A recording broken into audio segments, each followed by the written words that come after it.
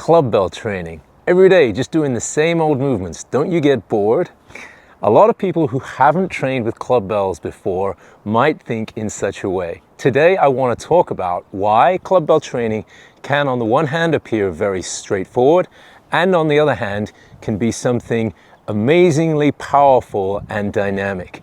Hey everyone, I am founder of Warrior Flow Academy, Victor Rouse, and let's get started today by talking, where is the simplicity in clubbells? Okay, we can say that there are only 8 basic movements in clubbell training. Let's have a look at those. I can swing a club, I can clean a club.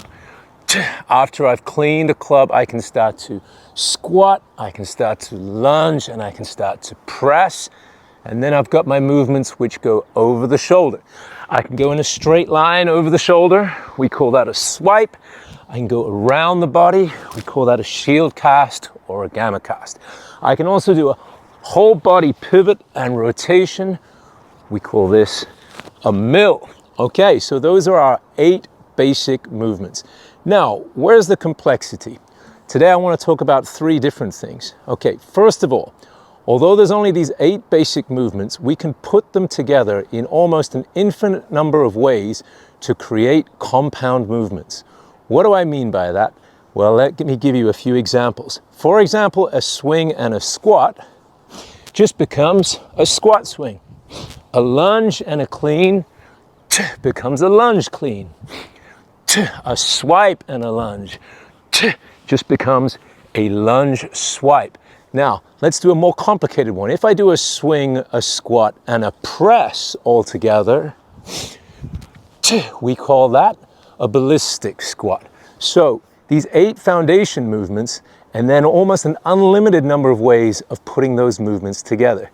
Now, the second point I want to raise, all these movements can be done in the sagittal plane and the frontal plane. Okay, so we can swing front and back, and we can swing side to side. When I'm swinging side to side, we would call this a golf swing. I can clean front and back, and I can do the same left and right. And if I do it left and right and link the 2 sides together, this creates a totally different feeling. And we call this movement a front circle. I can press going forward, and I can press to the side, and again, the feeling changes completely. Now I'm using a lot of rotational force in my movements.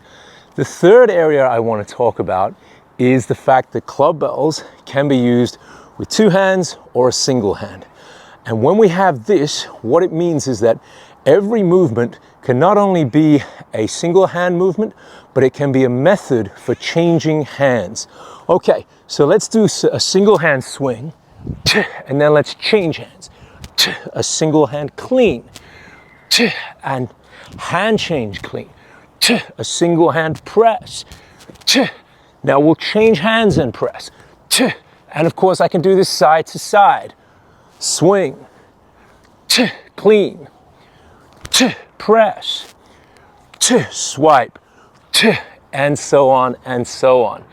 And I haven't even started to talk about the difference between single clubbell, 2 clubbells, hard style versus soft style, traditional grip and reverse grip, and so forth. That's why when people say, don't you get bored of the same movements?